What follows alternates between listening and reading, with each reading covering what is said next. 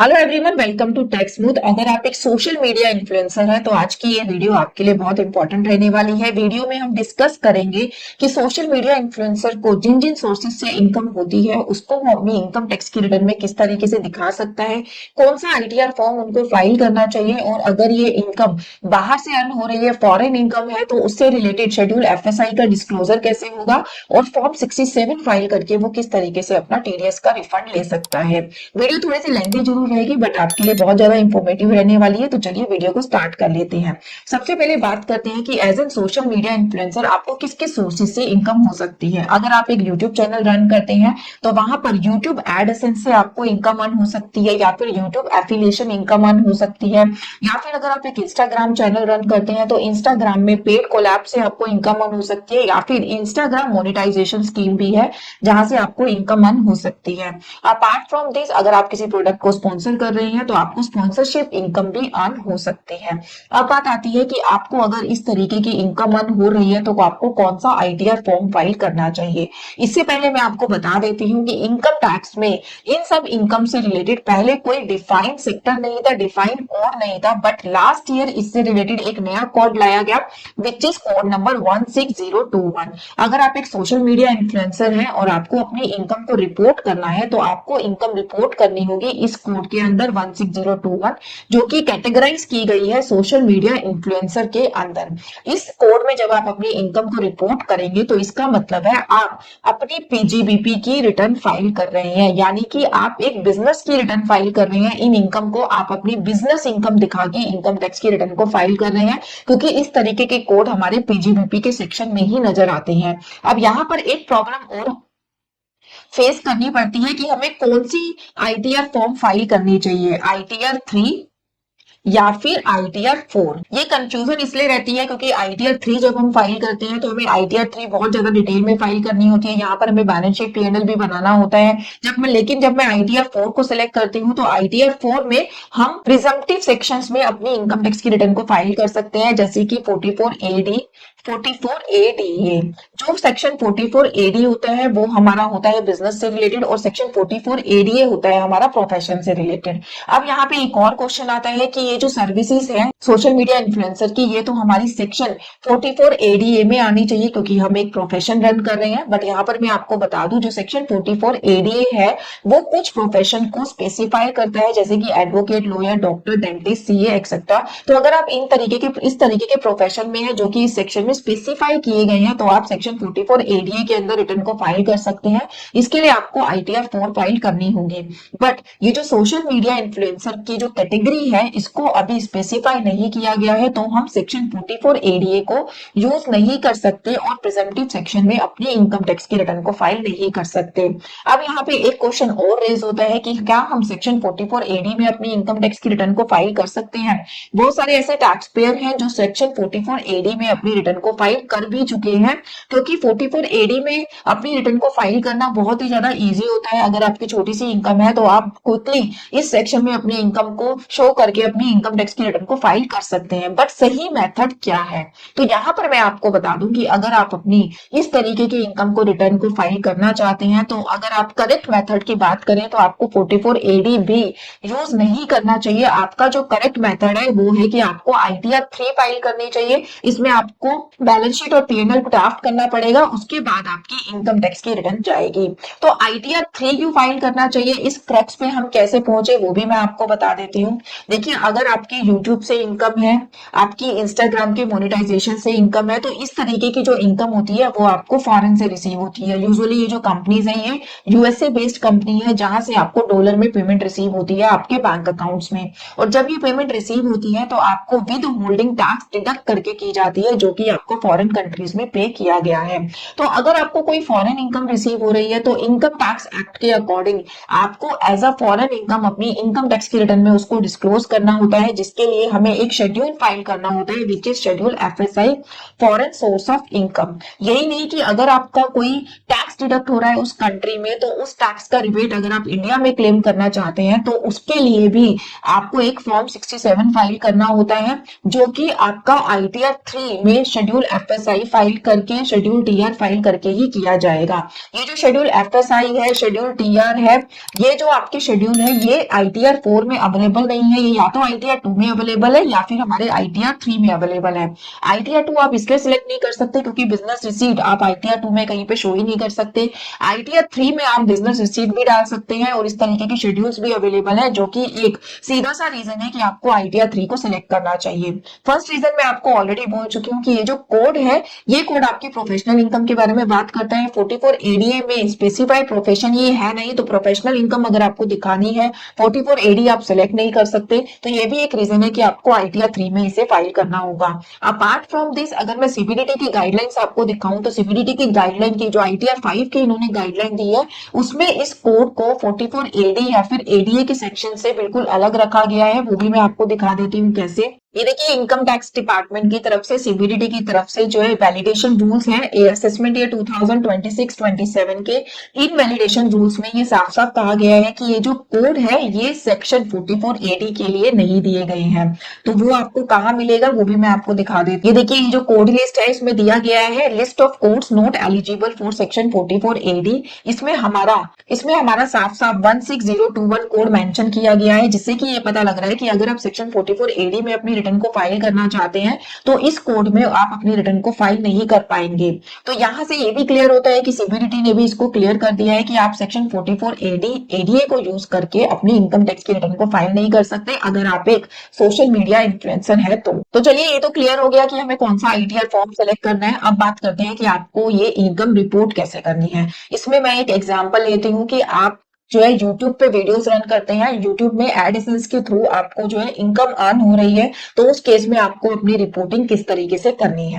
ये देखिए, जब आप YouTube से इनकम अर्न करते हैं तो इस तरीके की पेमेंट रिसीट आपको एक दी जाती है। जब आपको ये पेमेंट्स आती है तो इसमें साफ साफ बताया जाता है कि किस पीरियड से रिलेटेड आपको पेमेंट की जा रही है, कितना यूएसडी आपको पेमेंट किया जा रहा है, कितना उन्होंने टैक्स उस कंट्री में आपका डिडक्ट किया है और कितनी नेट पेमेंट आपको की गई है, कब की गई है, कैसे की गई है। ये सारी चीजें इस बैंक रिसीट में उन्होंने मेंशन करके दी है, जिसको आप अपनी वर्किंग के लिए यूज करेंगे।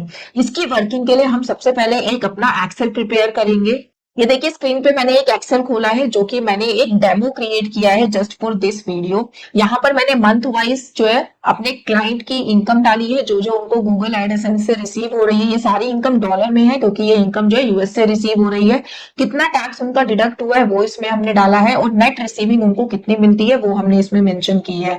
क्योंकि इंडिया में इनकम टैक्स रिटर्न में हमें जो करेंसी मेंशन करनी होती है वो हमें इंडियन करेंसी मेंशन करनी होती है, तो इसको हम सेम डेट का रेट लेकर इंडियन करेंसी में कन्वर्ट करेंगे। रेट, कन्वर्जन रेट भी मैंने यहाँ पे मेंशन किए हैं। आपको कौन सी डेट की कन्वर्जन रेट लेनी है, जिस मंथ की आपकी इनकम है उसके लास्ट मंथ की जो लास्ट डेट है उसके आपको कन्वर्जन रेट लेनी है। यानी कि अगर आप अप्रैल मंथ की बात कर रहे हैं तो आपको 31 मार्च का रेट लेना है। अगर आप मई मंथ की बात कर रहे हैं तो आपको 30 अप्रैल का रेट लेना है। तो एसबीआई के टीटी कन्वर्जन रेट लेके जो लास्ट मंथ का रेट है वो मैंने यहाँ पे मेंशन कर दिया है। इसको मैं इसके टैक्स रेट से और नेट रिसीट से जब मल्टीप्लाई करूंगी तो मुझे पता लग जाएगा कि मेरा कितना टैक्स डिडक्ट हुआ है बाहर कंट्री में और कितनी मुझे ग्रॉस रिसीविंग रिसीव हो रही है वहां की कंट्री से।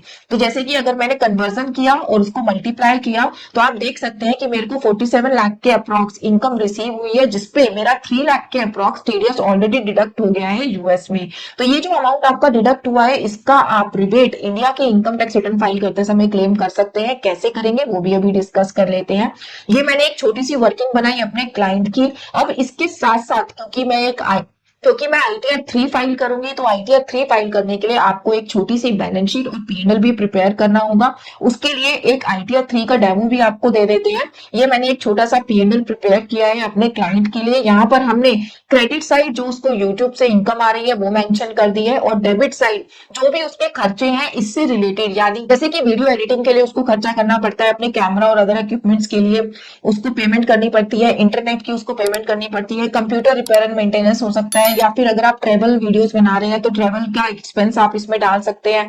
आप अगर प्रोफेशनल्स की हेल्प ले रहे हैं, अकाउंटिंग चार्जेस पे कर रहे हैं, तो वो सब भी आप इसमें डाल सकते हैं। बैंक एक्सपेंसेस आप अपने इसमें डाल सकते हैं।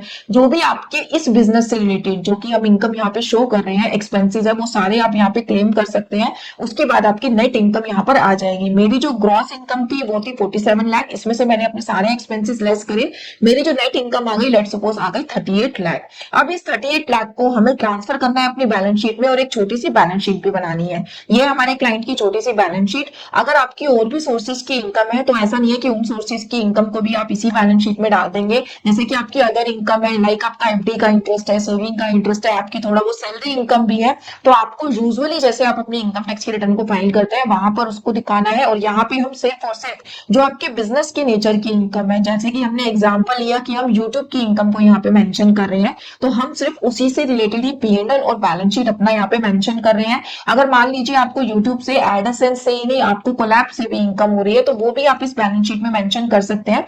पर सिर्फ और सिर्फ आपके सोशल मीडिया इन्फ्लुएंसिंग से रिलेटेड जो इनकम है वो ही आप यहाँ पे मेंशन करेंगे, अपनी सैलरी नहीं मेंशन करेंगे।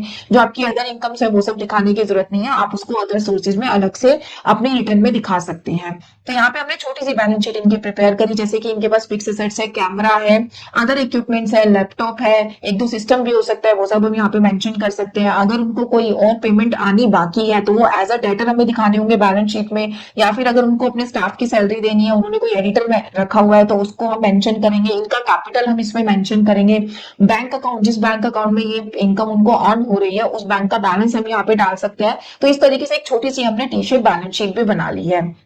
अब इसको हम अपनी इनकम टैक्स रिटर्न फाइलिंग में किस तरीके से यूज करेंगे वो भी देख लेते हैं। इनकम टैक्स रिटर्न फाइलिंग के लिए हम इनकम टैक्स की वेबसाइट पर लॉगिन करेंगे। लॉगिन करने के लिए आपको आपके पास आईडी पासवर्ड पता होना चाहिए। अगर आपको अपना पासवर्ड नहीं पता तो आप रीसेट भी कर सकते हैं। सबसे पहले आपको अपनी इनकम टैक्स की रिटर्न में लॉगिन करना है। लॉगिन करने के बाद ई फाइल में इनकम टैक्स रिटर्न में फाइल इनकम टैक्स रिटर्न में जाएंगे हम।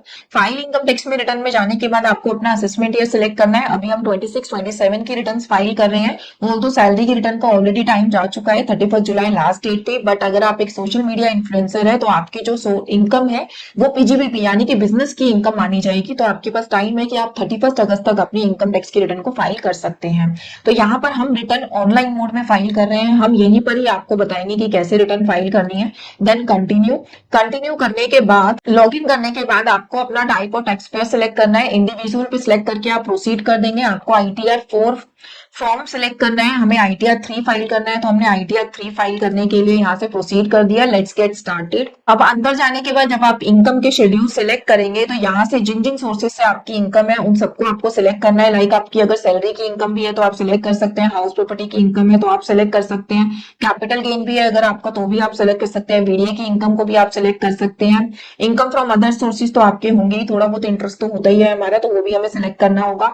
इसके अलावा जैसे हमें शेड्यूल एफएसआई बनना है तो हमने उसको भी सिलेक्ट किया, शेड्यूल टीआर को भी हमने सिलेक्ट करा। हमने कर दिया कंटिन्यू करने के बाद आपसे वो रिजीम पूछेगा कि आपको कौन से टैक्स रिजीम में इनकम टैक्स की रिटर्न को फाइल कर रहे हैं। 31 अगस्त यानी कि ड्यू डेट से पहले अगर आप अपनी इनकम टैक्स की रिटर्न को फाइल कर रहे हैं तो आप न्यू और ओल्ड किसी भी टैक्स रिजीम में अपनी रिटर्न को फाइल कर सकते हैं जिसमें भी आपको बेनिफिट हो रहा है। लेकिन अगर आप इसके बाद फाइल करेंगे तो आपको लेट पेनल्टी भी पे करनी होगी और आप ओल्ड टैक्स रिजीम में अपनी रिटर्न को फाइल नहीं कर पाएंगे। एक इन्फॉर्मेशन और, अगर आप ओल्ड टैक्स रिजीम में अपनी रिटर्न को फाइल कर रहे हैं, चाहे आप ड्यू डेट से पहले फाइल कर रहे हैं, क्योंकि आप एक बिजनेस की रिटर्न फाइल कर रहे हैं, तो आपको एक नया फॉर्म है फॉर्म 10IE वो फाइल करना होगा। उसी फॉर्म को फाइल करके आपकी जो रिजीम है वो चेंज होगी न्यू से ओल्ड में। डिफॉल्ट टैक्स रिजीम जो रिटर्न फाइलिंग की वो है आपकी न्यू टैक्स रिजीम। तो ये एडिशनल इन्फॉर्मेशन थी आप सभी के लिए। इसके बाद अंदर जाने के बाद अब आपको एक एक इन्फॉर्मेशन अपनी डालनी है। जाने की जनरल इन्फॉर्मेशन में आपकी बेसिक इन्फॉर्मेशन है, सबसे पहले आपको वो टैब फिल करना है। फिर आपको अपनी बैलेंस शीट, जो कि हमने छोटी सी बैलेंस शीट बनाई है, उसको फिल करना है। उसको कैसे फिल करना है वो मैं आपको बता देती हूँ। सोर्सेस ऑफ फंड यानी कि आपका प्रोप्राइटर फंड कितना है, यहाँ से हम जाएंगे एडिट में और यहाँ पे आप वो इन्फॉर्मेशन डाल सकते हैं कि आपका कैपिटल कितना है। अपनी टी शेप बैलेंस शीट में से हम देख के यहाँ पे वो अमाउंट डाल देंगे। मैं आपको अमाउंट डाल के तो नहीं दिखाऊंगी बिकॉज बहुत ज्यादा टाइम टेकिंग हो जाएगा, वीडियो और भी ज्यादा लेंथी हो जाएगी। बट इसमें ज्यादा कुछ नहीं करना, जैसे जैसे वहां पे टैब आते हैं ना वैसे वैसे आपको अपनी इन्फॉर्मेशन डालनी है। जैसे कि मेरी जो कैपिटल है वो 9 लाख की है, करंट ईयर का प्रॉफिट ऐड होने के बाद वो 47 लाख की हो गई। तो यहाँ पर हम अपनी कैपिटल डाल देंगे उसके बाद आपका अगर कोई लोन वगैरह है तो वो आप यहाँ पे डाल सकते हैं, चाहे वो फॉरेन करेंसी में है या फिर बैंक से है या फिर आपने अनसिक्योर्ड लोन ले रखा है वो भी आप यहाँ पे डाल सकते हैं। एडवांसेस, अगर आपने किसी पर्सन से एडवांस ले रखा है तो वो भी आप यहाँ पे मेंशन कर सकते हैं। फिर आपको यहाँ से उसको सेव कर देना है। फिर application of fund, application of fund मतलब उस फंड को आपने कहाँ कहाँ लगाया हुआ है, यानी कि आपने फिक्स असेट्स कुछ परचेज किए हुए हैं तो वो इन्फॉर्मेशन आपकी यहाँ आ जाएगी। अगर आपने कोई इन्वेस्टमेंट की हुई है तो वो इन्फॉर्मेशन यहाँ आ जाएगी। आपके जो कैश, बैंक और जो आपके डेटर्स है वो सारी इन्फॉर्मेशन आपको यहाँ पे डालनी है। तो इस तरीके से आप अपनी बैलेंस शीट फिल कर लेंगे। फिल करने के बाद आपको एक चीज जरूर चेक कर लेनी है कि आपको जो सोर्स ऑफ फंड का टोटल है और जो इससे पहले हमने कैपिटल वाली टैब भरी थी उसका जो टोटल है वो सेम होना चाहिए, तभी आपकी बैलेंस शीट मैच मानी जाएगी। तो इसको कंफर्म करने के बाद आपका शेड्यूल बैलेंस शीट फाइल हो गया। जनरल इंफॉर्मेशन हमने आपको बता दी। अगर आपका मैन्युफैक्चरिंग कंसर्न है तो आप मैन्युफैक्चरिंग टैब भरेंगे, लेकिन सोशल मीडिया इन्फ्लुएंसर का ऐसा कुछ मैन्युफैक्चरिंग से रिलेटेड नहीं होता तो हमें इसको नहीं फाइल करना है। ये गलती से टैब यहाँ पे आ गई, आप इसको अवॉइड भी कर सकते हैं। आपका ट्रेडिंग अकाउंट, ट्रेडिंग अकाउंट भी आप नहीं करेंगे क्योंकि आप किसी चीज की ट्रेडिंग नहीं कर रहे हैं। आपका एक प्रोफेशन है जिसमें आप सर्विसेज जो है डिलीवर कर रहे हैं, तो यहाँ पर हम सिर्फ अपना पीएनएल अकाउंट फाइल करेंगे। अब बात करते हैं हमारी नेक्स्ट स्टेप की, वो है आपका पीएनएल अकाउंट। पीएनएल अकाउंट में आप जाएंगे, वहां पे आपको अपना जो पीएनएल आपने बनाया है एक्सेल शीट में वो आपको फिल करना है। छोटा सा पीएनएल है हमारा। क्रेडिट ऑफ पीएनएल अकाउंट में जो जो इनकम आपको हो रही है वो आपको मेंशन कर देनी है। यहाँ पे कुछ इनकम्स ऑलरेडी स्पेसिफाई है, लेकिन सोशल मीडिया इन्फ्लुएंसर की इनकम यहाँ पर आपको स्पेसिफाई नहीं मिलेगी। आप यहाँ पे ऐड अनदर में जाके उसको ऐड कर सकते हैं। सेम एज जो आपके खर्चे हैं वो डेबिट और प्रॉफिट एंड लॉस अकाउंट में जाकर जो भी हमारे एक्सपेंसेस है वो सब हम यहाँ पे मेंशन कर सकते हैं। Being a social media influencer income, आपके और कोई एक्सपेंसेस यहाँ पे नहीं आएंगे। जो भी आपके एक्सपेंसेस हमने अपने एक्सेल में डाले हैं, लाइक आपका जो रिपेयर एंड मेंटेनेंस का एक्सपेंस है, इलेक्ट्रिसिटी एक्सपेंस है, वो सब आप अपनी टैब के अकॉर्डिंग यहाँ पे फिल कर सकते हैं। और अगर कोई ऐसा एक्सपेंस है जिसका टैब नहीं है तो यहाँ पे अदर टैब का ऑप्शन है, वहां पर आप उसको डाल के अपने एक्सपेंसेस को पूरी तरीके से फिल कर सकते हैं। जब आप ये पूरा फिल कर लेंगे इसके बाद आपको कंफर्म कर देना है। अब हमारा बैलेंस शीट और पीएनएल दोनों टैब फिल हो चुके हैं। नेक्स्ट आपका जो इंपॉर्टेंट टैब है वो है शेड्यूल अदर सोर्सेज। ये हमारा ऑटो फिल होके आता है एएस टीएस से। एक बार आप इसको क्रॉस चेक कर लेना। अगर आपकी कोई और एग्जाम्प्ट इनकम है या फिर कोई और इस तरीके की इनकम है जो आपके सामने से रिफ्लेक्ट नहीं हो रही है एएस टीएस में, तो आप उसको अलग से भी डाल सकते हैं। तो ये इन्फॉर्मेशन डालने के बाद अब बात करते हैं जो हमारा मेन शेड्यूल है, शेड्यूल एफएसआई। इससे पहले आपके schedule carry forward of losses है, ब्रॉड फॉरवर्ड ऑफ लॉसेज है, ये भी ऑटो फिल होके आती है। Schedule BP, schedule BP business and profession से रिलेटेड है। इसमें है कि अगर आप कोई इनकम यहाँ पर डाल रहे हैं और उसको आपने अदर सोर्सेज में भी दिखाया है तो आप अपने शेड्यूल बीपी में जाके उसको अपनी टोटल इनकम जो आपकी पीजीबीपी से आ रही है वहां से डिडक्ट कर सकते हैं, जिससे कि उसके ऊपर डबल टैक्स नहीं लगेगा। But being a social media influencer income मुझे नहीं लगता आपके लिए टैब इंपॉर्टेंट है। अब हम बात करते हैं अपने नेक्स्ट स्टेप की, जो है आपका शेड्यूल एफएसआई। ये हमारा शेड्यूल एफएसआई। अब बात करते हैं कि इसको कैसे आपको फाइल करना है, ये आप अच्छे से देख लीजिए। सबसे पहले आपको अपना कंट्री कोड डालना है कि कहां से आपको इनकम हो रही है। अगर आपके इंस्टाग्राम और यूट्यूब की इनकम है तो यूजुअली ये यूएस की इनकम होगी, तो यहाँ से आप United state of America select कर सकते हैं। फिर उसके बाद आपको टैक्स पेयर का आइडेंटिफिकेशन नंबर यानी कि टिन नंबर देना है। अगर आपका उस कंट्री में टैक्स रजिस्ट्रेशन नंबर है तो आपको यहाँ पे मेंशन करेंगे, जो कि 99% आपके पास नहीं होगा, तो आप अपना पासपोर्ट नंबर यहाँ पे मेंशन कर सकते हैं। उसके बाद आपको हेड्स ऑफ इनकम बताना है कि कौन से सोर्सेज की आपकी इनकम है। ये आपकी सैलरी इनकम नहीं है, हाउस प्रॉपर्टी इनकम नहीं है, ये आपकी है बिजनेस एंड प्रोफेशन की इनकम। तो यहाँ पर आपको अपनी इनकम मेंशन करनी है। अगर मैं अपनी एक्सेल की बात करूं तो एक्सेल के अकॉर्डिंग जो मैंने अपना पीएनएल बनाया है, पीएनएल में मेरी जो इनकम आ रही है वो है 38,91,000। आपको अपनी ग्रॉस इनकम नहीं मेंशन करनी है, एक्सपेंसेस के बाद जो आपकी नेट इनकम है वो आप मेंशन करेंगे। तो ये मैं अमाउंट यहाँ पर अपना मेंशन कर लूंगी। यहाँ पे मेंशन करने के बाद जो अमाउंट आपने बाहर कंट्री में ऑलरेडी टैक्स पे कर लिया है, हमारे केस में ये 3 लाख समथिंग था, वो हम अमाउंट यहाँ पे मेंशन करेंगे। फिर उसके बाद ये पूछ रहा है कि आप इस अमाउंट पे इंडिया में कितना टैक्स पे करेंगे। इंडियन टैक्स रेट निकालने के लिए मैंने आपको अपनी पहले वाली वीडियोस में भी कई बार बताया, आपको क्या करना होता है, अपनी पूरी कंप्यूटेशन रेडी करने के बाद जो आपका टैक्स निकल रहा है उस टैक्स को डिवाइडेड बाय जो आपकी टोटल इनकम निकल रही है, इस तरीके से जब आप कैलकुलेट करेंगे तो आपको एक रेट मिल जाएगा कि इंडियन इनकम पे आप कितना रेट पे कर रहे हैं। क्योंकि वैसे अगर मैं बात करूं तो हमारा स्लैब रेट हर एक स्लैब के बाद, एक लिमिट के बाद जो है चेंज हो जाता है, तो इसको हमें एक एवरेज बेस पे निकालना होता है। पहले आप अपने कंप्यूटेशन रेडी करके अपनी ग्रॉस टैक्स लायबिलिटी निकाल लीजिए कि आपकी कितनी इनकम पर कितनी लायबिलिटी बन रही है, उसी परसेंटेज को आप इसके ऊपर लगा सकते हैं। मेरे एक्सेल के अकॉर्डिंग मेरा जो रेट निकल के आ रहा था वो ऑलमोस्ट 11% निकल के आ रहा था, जिसको मैं यहाँ पे यूज करूंगी। इस 38 लाख की इनकम पर मैं जब 11% निकालूंगी तो मेरा क्या टैक्स बनता है वो हम यहाँ पे मेंशन कर देंगे। टैक्स पेड आउटसाइड इंडिया हम ऑलरेडी दे चुके हैं। फिर उसके बाद टैक्स रिलीफ, इन दोनों में से जो भी मिनिमम होगा उतना ही रिलीफ आपको मिलेगा।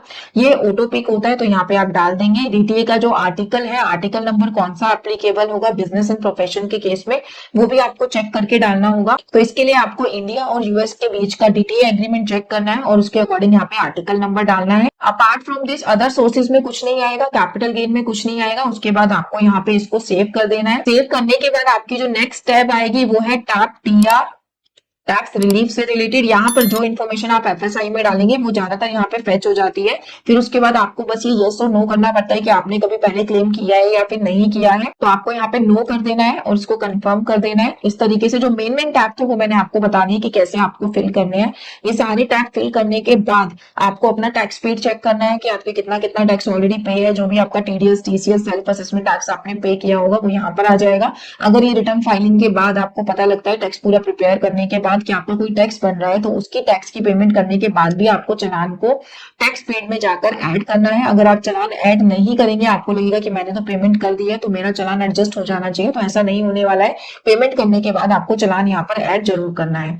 फिर उसके बाद आप अपनी जो प्रॉपर समरी है वो आप अपनी प्रोसीड टू ई वेरीफाई में जब जाएंगे तो प्रॉपर रिटर्न की आपको समरी मिल जाएगी। वहां से आपको अपनी समरी को चेक करना है और रिटर्न को अपलोड कर देना है। बट यहाँ पर एक चीज आप मत भूलिएगा, जो आपका टैक्स दूसरी कंट्री में कटा है, डिडक्ट हुआ है, उसको आपको कैसे अपना फॉर्म 67 फाइल करना है। फॉर्म 67 आप पहले फाइल करेंगे, उसके बाद आप अपनी रिटर्न को अपलोड करेंगे, क्योंकि कई बार क्या होता है रिटर्न हमारी उसी वक्त प्रोसेस हो जाती है। अगर आपका फॉर्म 67 फाइल नहीं होगा तो जो 3 लाख रुपीज का टैक्स मेरा ऑलरेडी डिडक्ट हुआ है उसका डिडक्शन, उसका रिबेट मुझे यहाँ इंडिया में नहीं मिलेगा। तो उसके लिए आपको क्या करना है, रिटर्न को फाइल करने से पहले आप अपनी वर्किंग पूरी रेडी करके रखिए एक्सेल में।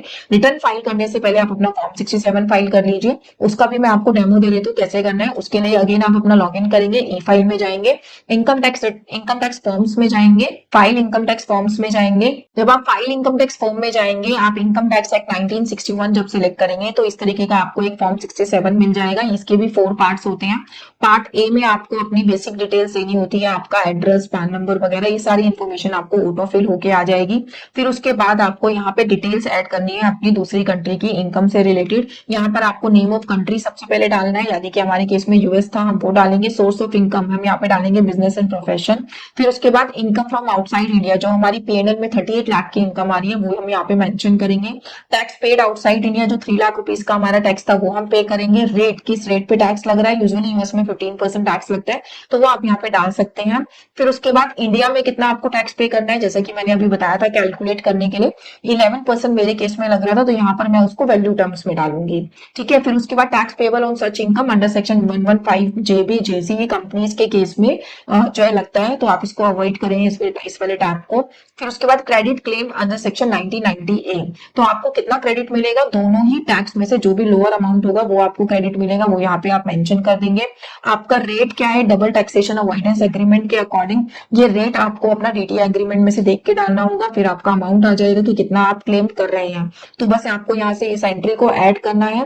ऐड करने के बाद जो आपका नेक्स्ट टैब है पार्ट बी, वो आपको फाइल करना है। इसमें आपसे ये पूछता है कि आपने पहले कभी रिफंड क्लेम किया है या नहीं किया इसी टैक्स का, फॉरेन टैक्स का, तो वो आपको डालना है no. Whether credit of any foreign tax has been claim which is under dispute, कोई डिस्प्यूट है अमाउंट तो वो आपको मेंशन करना है, वो भी हमारे केस में नो है। फिर उसके बाद आपका वेरिफिकेशन है, अटैचमेंट्स है। अटैचमेंट एक बहुत इंपॉर्टेंट पार्ट है इसका। जब तक आप अटैच नहीं करेंगे कोई प्रूफ कि आपका एक्चुअली जो टीडीएस है वो डिडक्ट हुआ है, विद होल्डिंग टैक्स डिडक्ट हुआ है, तो डिपार्टमेंट ये कैसे समझेगा कि एक्चुअली में आपका टैक्स डिडक्ट हुआ है, क्योंकि ये इन्फॉर्मेशन हमारे 26 एएस में भी नहीं आती है, क्योंकि ये आपकी फॉरेन की इन्फॉर्मेशन है। तो यहाँ पर आपको प्रूफ अटैच करना है, जैसे कि आपका 1042 फॉर्म हो गया जिससे पता लग रहा है कि आपका टैक्स डिडक्ट हुआ है, या फिर आप जो है जो हमने अभी स्टार्टिंग में दिखाया था कि आपका इतना इनकम वहां से आया है और इतना उन्होंने टैक्स डिडक्ट किया है, वो हम पेजेस भी यहाँ पे अपलोड कर सकते हैं। तो इस तरीके की अटैचमेंट आपको जरूर देनी है, अदरवाइज आपको ये रिबेट अलाउ नहीं की जाएगी। तो फॉर्म 67 इस तरीके से फाइल करना है। फिर उसके बाद आपको अपनी फॉर्म रिटर्न, अपनी जो आईटीआर है वो फाइल करनी है। इस तरीके से आपकी पूरी रिटर्न फाइल कर दी जाएगी। एक चीज और मैं यहाँ पे आपको क्लियर कर देती हूँ, जब हम रिटर्न फाइल करते हैं तो कुछ लोग ऐसे हैं, कुछ टैक्स पेयर ऐसे हैं जिनकी जो इनकम है वो बहुत मेजर अमाउंट नहीं है, तो वो 44 एडी में अपनी रिटर्न को फाइल करके जो है इसको करना चाहते हैं। मान लीजिए उनके कोई फॉरेन से इनकम नहीं आ रही है, उनकी यूट्यूब की एड की इनकम नहीं है, उनकी इंस्टाग्राम की मोनेटाइजेशन की इनकम नहीं है, उनकी जो कोलैब इनकम है वो इंडियन कंपनी के साथ उनका कोलैबोरेशन है, या फिर एफिलिएशन इनकम जो है इंडियन कंपनी से आ रही है अगर, तो वो अवॉइड करना चाह रहे हैं कि वो आईटीआर 3 फाइल ना करें, तो उस केस में आप आईटीआर 4 के लिए जा सकते हैं। बट अगेन आप 44 एडीए सेक्शन सिलेक्ट नहीं कर सकते, आपको 44 एडी ही सिलेक्ट करना होगा, क्योंकि एडीए में ये स्पेसिफाइड सर्विसेज में नहीं आता है। अगेन जब आप रिटर्न को फाइल करेंगे तो आप अगर ये वाला कोड सेलेक्ट करने की सोच रहे हैं 16021, तो 99% ऐसे चांसेस है कि आपको ये कोड वहां पे मिलेगा ही नहीं, जैसा कि हमारे साथ हुआ है। 1% अगर आपको ये मिल भी जाता है तो आप 44 एडी में अपने 6% या 8% इनकम को दिखा के इस छोटे से अमाउंट को डाल सकते हैं। बट जो सही तरीका है वो मैंने आपको बता दिया है, आपको आईटीआर 3 ही फाइल करनी चाहिए। तो ये था कि आपको किस तरीके से अपनी सोशल मीडिया की इनकम को डिस्क्लोज करना है। मेरी वीडियो लेंथी थी बट फिर भी मैंने आपको रिटर्न फाइलिंग प्रॉपर नहीं बताई है, अदरवाइज जो ये जो वीडियो है बहुत लेंथी हो जाती है। एक हिंट मैंने आपको दे दिया है कि कैसे कैसे आपको बैलेंस शीट बनानी है, कैसे कैसे आपको अपनी इनकम टैक्स की रिटर्न को फाइल करना है। इसी तरीके की वैल्यूएबल वीडियोस के लिए टैक्समूथ को लाइक एंड सब्सक्राइब कर लीजिए। इससे रिलेटेड अगर आपको हमारी सर्विसेज अवेल करनी है तो गिवन नंबर पर आप हमसे कनेक्ट कर सकते हैं। Thank you so much.